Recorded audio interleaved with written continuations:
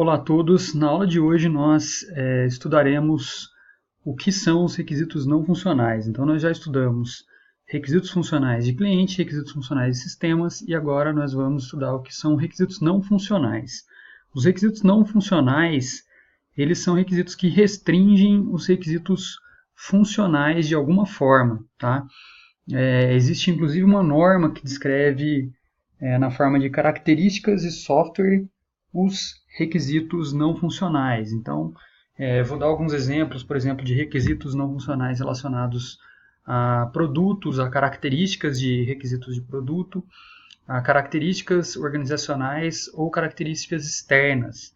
Então, por exemplo, um requisito não funcional de produto, ele especifica que o produto entregue deve se comportar de um modo particular em relação à velocidade de execução, em relação à confiabilidade, em relação à usabilidade, em relação à segurança. Então, um exemplo de requisito não funcional relacionado a características do produto pode ser, por exemplo, os requisitos que tratam de aspectos como criptografia de senha dentro do sistema, aspectos que tratem, por exemplo, de desconectar o usuário de algum sistema por inatividade. Então, esses são alguns exemplos de requisitos que são relacionados a uma característica do produto, que é uma característica de segurança. Tá? Você pode ter também características relacionadas à velocidade de execução. Por exemplo, um requisito não funcional pode estar relacionado ao tempo de resposta de um relatório. Um relatório deve responder a consulta em até 3, 4, 5 segundos. Então, isso é um requisito não funcional do produto que está relacionado à velocidade de execução. Então, o requisito não funcional ele sempre reflete uma característica ou uma subcaracterística do sistema que está sendo desenvolvido. Tá? Nunca coloquem como requisito só a característica do tipo velocidade de execução. O ideal é você colocar qual é o requisito de velocidade de execução. Nunca coloque só segurança, coloque qual o requisito que expressa essa condição de segurança. Tá? Então, existem outros requisitos não funcionais relacionados, por exemplo, a requisitos organizacionais. Esses são requisitos que são uma consequência de políticas e procedimentos organizacionais. Por exemplo, padrões de processo utilizados, requisitos de implementação, né, se você deve utilizar só algum tipo de framework, só algum tipo de padrão de cores. Tá? E, por fim, requisitos externos. Essas aqui são as principais categorias. Né? Requisitos externos são requisitos que surgem de fatores que são externos ao sistema e ao processo de desenvolvimento. Por exemplo, requisitos relacionados a requisitos legislativos, né? Supondo no sistema que nós estávamos estudando da clínica médica, todo medicamento tarja vermelha tarja preta precisa ser comunicado ao Ministério da Saúde, por exemplo. Isso seria um requisito não funcional relacionado a requisitos legislativos, tá? Exigência de interoperabilidade entre sistemas pode ser um tipo de requisito, uma categoria, né, uma característica de requisito não funcional. Então, o que seria esse requisito? O sistema que você desenvolveu precisa se comunicar com os sistemas do portal da Transparência Brasil. Então, isso aí poderia ser um exemplo de requisito não funcional. Tá? Bom, o Somerville ele faz essa classificação dos requisitos não funcionais em requisitos produto, requisitos organizacionais e requisitos externos, na verdade, tá, pessoal? E, via de regra, nós temos um conjunto de subcaracterísticas. Existe uma norma chamada ISO/IEC 25010 que ela descreve cada um desses requisitos, cada uma dessas características e subcaracterísticas de software, porque é possível avaliar um produto de software a partir dessas características e subcaracterísticas. Então, um exemplo, por exemplo, da característica funcionalidade estão as subcaracterísticas restrições, confiabilidade, usabilidade, eficiência, manutenabilidade e portabilidade. Então, o ideal é que você transforme esses elementos em requisitos não funcionais. Tá? Exemplo mais uma vez, a subcaracterística funcionalidade. Se eu estiver avaliando a funcionalidade do sistema, eu devo me perguntar se esse sistema satisfaz as necessidades para as quais ele foi desenvolvido.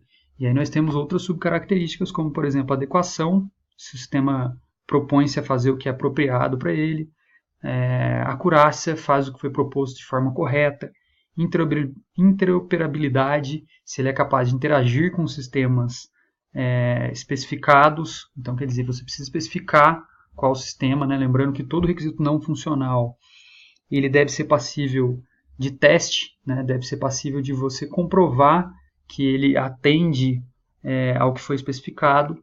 Tá? Conformidade, se ele está de acordo com as normas, leis, etc. Segurança de acesso, se ele evita acesso não autorizado ao programa e aos dados desse programa. Tá? Então, isso aqui tem a ver com, por exemplo, com autenticação de usuário, seria um requisito plausível. Criptografia de senha no banco de dados seria outro requisito plausível. Ok? Quanto à característica confiabilidade, se o sistema é imune a falhas, né? Existem algumas subcaracterísticas, como, por exemplo, maturidade. Com que frequência o software apresenta falhas por defeito, né? Então é importante você colocar algum tipo de medida aí quando você for especificar o requisito não funcional. Tolerância a falhas. Se ocorre falha, como que o sistema reage, né? Se ele gera, por exemplo, um log com o problema, um arquivo de log com o problema que ocorreu, tá? Para que se facilite